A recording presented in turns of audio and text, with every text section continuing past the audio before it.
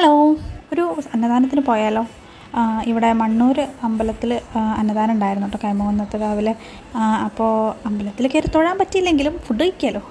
അത് അമ്പലത്തിൽ അന്നദാനം പറയുമ്പോൾ നല്ലൊരു ടേസ്റ്റല്ലേ. അപ്പോൾ അതിന് വേണ്ടി ഞാൻ പോയി കേട്ടോ.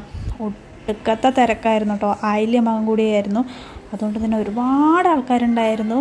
പക്ഷേ എനിക്ക് കൺസെഷൻ ഉണ്ടായിരുന്നു, അതുകൊണ്ട് എന്നെ വേഗം കിടത്തി വിട്ടു കേട്ടോ.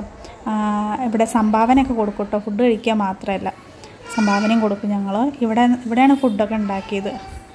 നല്ല പപ്പടം കസന്ന മണമൊക്കെ അടിച്ചിട്ടുണ്ടല്ലോ, സഹിക്കാൻ പറ്റാതിരിക്കുകയായിരുന്നു. അപ്പോൾ എന്നെ കണ്ടിട്ട് മോളെ വേഗം വായ മോള് വേഗം കയറിപ്പോയിക്കോട്ടോ പറഞ്ഞിട്ട് എന്നെ വേഗം കിടത്തി വിട്ടു കേട്ടോ.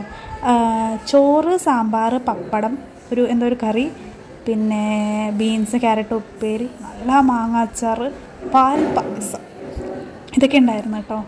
നല്ല ടേസ്റ്റ് ഉണ്ടായിരുന്നു. കണ്ടില്ലേ, ആൾക്കാരൊക്കെ കയറി വരുന്നതേ ഉള്ളൂ, അപ്പോഴേക്കും എന്നെ കിടത്തി വിട്ടു. നീ വേഗം പോയി കഴിച്ചോ പറഞ്ഞു. അങ്ങനെ അന്നദാനം അങ്ങനെ നല്ല ഫുഡായിരുന്നു. പൊതുവേ അമ്പലത്തിൽ വലിയവർക്കും ചെറിയവർക്കും കറികളൊന്നും ഇല്ലെങ്കിലും നല്ല ടേസ്റ്റ് ഇവിടെ ഭക്ഷണം കഴിക്കാം. അങ്ങനെ ഞാൻ കഴിച്ചു കഴിഞ്ഞാൽ അമ്മ വരാൻ വേണ്ടിയിട്ട് ഞാൻ വെയിറ്റ് ചെയ്യായിരുന്നു കേട്ടോ.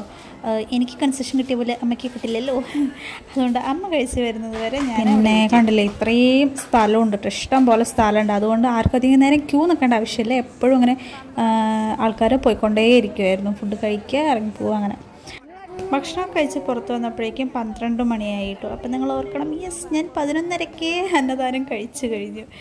അങ്ങനെ അത് കഴിഞ്ഞ് വീട്ടിലെത്തി. ആകുമോനില്ലാത്ത കാരണം കൊണ്ട് സുഖമായി ഭക്ഷണവും കഴിച്ച് ഇവിടെ എത്തി. അല്ലെങ്കിൽ അവൻ എന്തെങ്കിലുമൊക്കെ കാട്ടി പ്രാന്ത് പിടിപ്പിച്ചിട്ടുണ്ടാവും. അപ്പോൾ ഇത്രയേ ഉള്ളൂ ഇന്നത്തെ വീഡിയോ. നിങ്ങൾക്ക് എല്ലാവർക്കും വീഡിയോ ഇഷ്ടമായാൽ ലൈക്ക് ചെയ്യുക, ഷെയർ ചെയ്യുക, സബ്സ്ക്രൈബ് ചെയ്ത് സപ്പോർട്ട് ചെയ്യണം കേട്ടോ. ബായ്. എന്താ അച്ഛനൊക്കെ പോയി.